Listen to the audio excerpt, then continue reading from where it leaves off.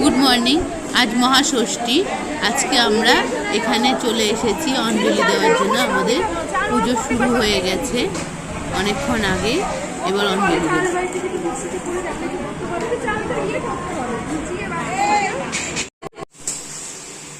আমাদের ঘরের ঠাকুরের জন্য এখন আমি নাড়ু করছি। সকালবেলা অঞ্জলি দিতে গেছিলাম, অঞ্জলি দিয়েছে, তারপরে ঠাকুরের জন্য নাড়ু করতে বসে পড়েছি। আজকে মহাষষ্ঠী, ষষ্ঠীর অঞ্জলি দিতে গেছিলাম, দিয়ে এখন আমি নাড়ু করছি ঠাকুরের জন্য।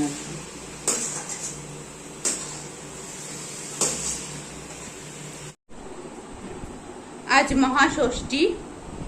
এখন আমি রেডি হয়েছি। আমাদের যে কলা বউ আছে তাকে স্নান করানোর জন্য গঙ্গার ঘাটে সবাই এখন যাব, সেই জন্য আমি রেডি হয়ে গেছি। দেখতে পাচ্ছ গঙ্গার ঘাটে এখন সবাই রওনা দেব। এখন ঘড়িতে প্রায় 5:30 মতো বাজতে যাচ্ছে। আমাদের বলা হয়েছে 5:30 নাগাদ গঙ্গার ঘাটে সবাই দেখতে যাবে। আর এই সময় গঙ্গাকে আরতি করা হবে, ওটাও বেশ সুন্দর লাগে। যদিও সন্ধ্যা হয়ে যাচ্ছে বন্ধুরা, যদি সম্ভব হয় তোমাদের সাথে সেটাও দেখাবো। চলো এখন গঙ্গার ঘাটে যাওয়া যাক কলা বউ স্নান করানোর উদ্দেশ্যে। আমরা সবাই গঙ্গায় যাব বলে এক জায়গায় উপস্থিত হয়েছি। এখানে এক জায়গায় আমরা সবাই ফটো তুলতে এখন ব্যস্ত, দেখতেই পাচ্ছ তোমরা। আর একসাথে সবাই মিলে এই গঙ্গার ঘাটে যাওয়ার মজাটাও আলাদা। এখানে যাব আর আমরা গঙ্গাকে আরতি করব।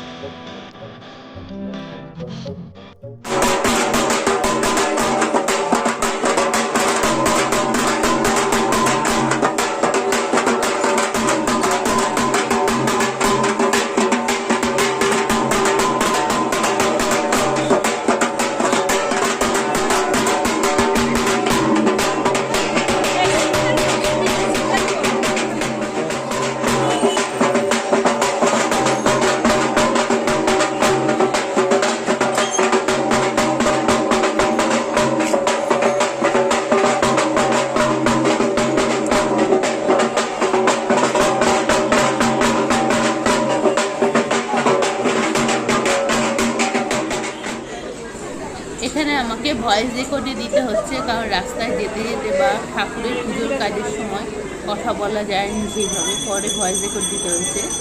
এখানে গঙ্গাকে আরতি করে গঙ্গাকে পুজো করা হচ্ছে। মা গঙ্গাকে আরতি করে পুজো করে নিয়ে তারপরে আমরা সব মোমবাতি নিয়ে এসেছি, ওগুলো গঙ্গায় ভাসিয়ে দেবো আরতি করে।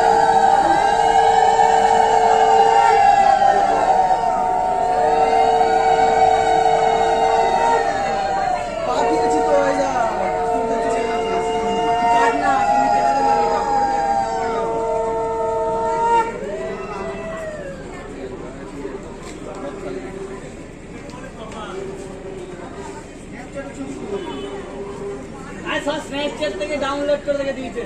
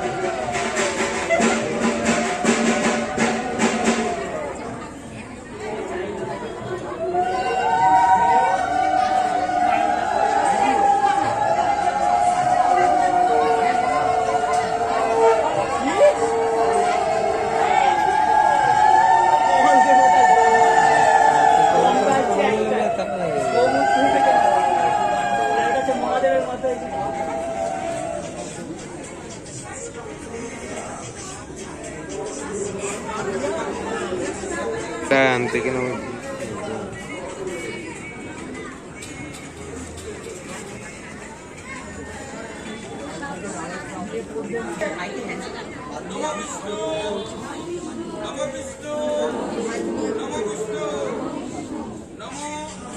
ভগবতী গঙ্গে স্বাগতম সুস্বাগতম দেবী সুরেশ্বরী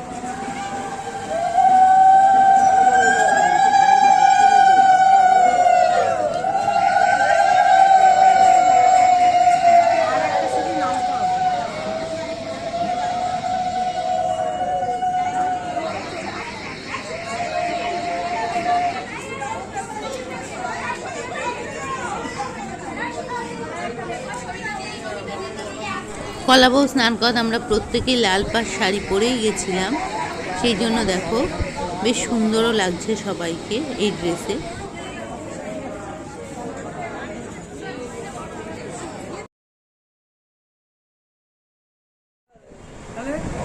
কি হয়েছে বলো তো বন্ধুরা, কদিন ধরেই পার্লারে যাবো ভাবছিলাম, আর যাওয়া হয়নি। তো গঙ্গার ঘাট থেকে এসে আমি একটু পার্লারে চলে এসেছি।